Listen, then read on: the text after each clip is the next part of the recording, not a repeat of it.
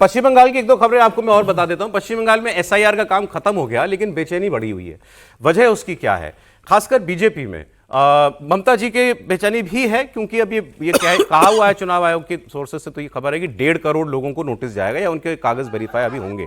तो ऐसा नहीं है कि जो 58 लाख नाम कट गए हैं केवल वही, अभी और बहुत सारे नाम कटेंगे उसके अंदर से। लेकिन एक कंट्रोवर्सी शुरू कर दी शांतनु ठाकुर, जो बीजेपी के मंत्री हैं और सांसद हैं वहां से। उन्होंने कहा अगर 50 लाख पाकिस्तानी, भी कहा उन्होंने 50 लाख पाकिस्तानी और बांग्लादेशी रोहिंग्या मुसलमानों को, घुसपैठियों को बाहर करने के लिए मान लीजिए 1 लाख जो बांग्लादेशी हिंदू मतुआ समाज के लोग हैं, उनका वोट भी अगर कट जाता है एसआईआर में, तो इससे परेशान नहीं होना चाहिए। ये कुर्बानी से, इससे तो हमको खुश होना चाहिए कि वो 50 लाख नकली वोट जो है वो कटेगा। और जहां तक सवाल है कि आपका वोट 1 लाख मान लीजिए कट जाता है मतुआ समाज का, तो वो हम आपको सीए के जरिए नागरिकता दे देंगे। उसके लिए कैंप लगाए हुए हैं ममता बनर्जी ने भी और बीजेपी ने भी। और हमने ये चर्चा एक दिन पहले भी की थी कि कितनी आबादी है, तो आंकड़ा कुछ 50 लाख से लेकर के 3 करोड़ तक क्लेम किया जाता है। जो भी हो 50 लाख प्लस तो मिनिमम है, 50-60 लाख प्लस आबादी, तो बड़ी आबादी है वो। तो ये, और जब आप वो जो प्रदर्शन वगैरह की तस्वीरें देख रहे थे, ये जब शांतनु ठाकुर का स्टेटमेंट आया, उसके बाद टीएमसी ने उनका विरोध किया कि ऐसा आपने मतुआ समाज के लिए क्यों कहा कि इनके वोट जो हैं वो कट जाएंगे। फिर उसके बाद उनकी सफाई भी आई, उन्होंने कहा कि मैं तो ये कह रहा हूं कि इनका वोट तो हम बना ही देंगे सीए में नागरिकता दे करके, लेकिन अगर अभी टेम्पररी तौर पर कट भी जाए तो परेशान होने की जरूरत मतुआ समाज को नहीं है। और ये बीजेपी के लिए इस इलेक्शन के अंदर एक बहुत बड़ा और इंपॉर्टेंट वोट बैंक है। सर, मुझे लगता है भारतीय जनता पार्टी के अपने नेताओं का एक वर्कशॉप जरूर कराना चाहिए कि क्या बोलना है क्या नहीं बोलना है, क्योंकि कोई भी नेता कुछ भी जो करके, वो खास करके चुनाव के जब हो तो ऐसी स्थिति में क्या बोलना है क्या नहीं बोलना है, इसके बारे में उनकी अपनी अपनी मर्यादाएं नहीं होनी चाहिए और वो अपनी स्वतंत्रता नहीं होनी चाहिए। क्योंकि आपकी एक बात से, आपके एक स्टेटमेंट से पूरी राजनीति पलट सकती है, पूरा वोट बैंक शिफ्ट कर सकता है।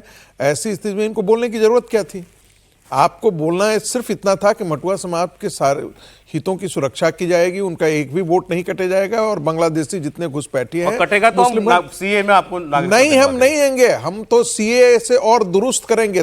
डबल लेयर हम ये कर रहे हैं, प्रोटेक्शन दे रहे हैं कि कुछ भी होगा हम गिन गिन करके, घर घर तक जा करके, घर घर पहुंच करके हम ये इंश्योर करें कि कोई भी मतुआ समाज का आदमी जो है नागरिकता विहीन न हो और उसका वोटर आई कार्ड बन करके आ जाए। स्क्रीन पे 2021 के पिछले विधानसभा चुनाव में मतुआ समाज के प्रभाव वाली 28 में से 14 सीटें बीजेपी ने जीती थी। मैं कह रहा हूं 50% सीटें जीतना बहुत बड़ी बात है। 50, मैं कह रहा हूं ये आपको 70% क्यों नहीं, 80% क्यों नहीं?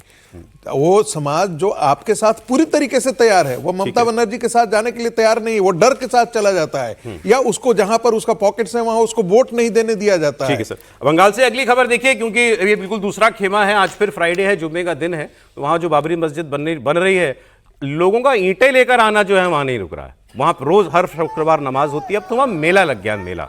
तो वो देखिए, उसकी तस्वीरें, आज की तस्वीर आपको दिखा दें। फिर लोग हाथों में ईंटें लेकर, अब तो मुझे लग रहा है 1 करोड़ से ज्यादा ईंटें वहां पर जमा हो चुकी हैं। कहीं ये डेटा भी आया था, ईंट और पत्थर ले जाने की आदत है। ऐसा ना कहें, लेकिन वो देखिए लोग कैसे जो है ईंटें सर पे ले लेके, ये सिलसिला लगातार वहां पर जो है वो जारी है। इनसे जुड़ी एक खबर आपको बता देता हूं, ये हुमायूं कबीर करवा रहे हैं काम, जातीय उन्नयन पार्टी इन्होंने बनाई थी। उसमें एक इंटरेस्टिंग खबर थी, इन्होंने जिस दिन पार्टी का ऐलान किया उस दिन उन्होंने कुछ टिकट भी बांट दिए, क्योंकि इन्होंने कहा था मैं 134 सीटों पर चुनाव लड़ूंगा। उन्होंने उन जो शुरुआती टिकट बांटे उसमें एक हिंदू लड़की थी, उसको कहीं से इन्होंने टिकट दे दिया। अच्छा, उसी दिन या अगले दिन कुछ फेसबुक से या कहीं से उस लड़की की कुछ पिक्चर्स ऐसी आ गई, कुछ गलत नहीं, कुछ आपत्तिजनक नहीं, कि भाई आप कहीं गए हैं, कहीं किसी रेस्टोरेंट में गए हुए हैं, बैठे हुए हैं, या क्लब में बैठे हुए हैं, वहां अपना डिनर कर रहे हैं, जो कर रहे हैं, उसकी तस्वीर आ गई। उस तस्वीर पर इतना हंगामा हो गया कि अरे रे रे रे देखो, ये तो ऐसी जगह पर जाती है लड़की, और उसका टिकट काट दिया गया। और फिर वहां पर फिर किसी मुस्लिम महिला को टिकट दिया गया। अब वो जो कैंडिडेट थी उन्होंने खुलकर ये आरोप लगाया कि मैं हिंदू थी, यही बर्दाश्त नहीं हो रहा था इनको, इसीलिए मेरा टिकट अनाउंस करने के बाद जब दबाव पड़ा इनके ऊपर अपने समाज का, तो उन्होंने वो टिकट जो है काट दिया। लेकिन आज हुमायूं कबीर की बात सुन लेते हैं। तैयार हूँ इलेक्शन के लड़ने के लिए, और मेरा साथ तो आईएसएफ का जो चेयरमैन है, उनका जो बड़ा भाई है भाईजान अब्बास सिद्दीकी, उनका साथ अच्छा तरीके से बातचीत चल रहा है। अगले दिन उनको लेके मैं ही सारे बंगाल का जो मौसम अभी है मुसलमान के लिए सब लोग यूज कर रहे हैं। पिछले 34 साल भी किया, आज 14 साल भी ममता बहन।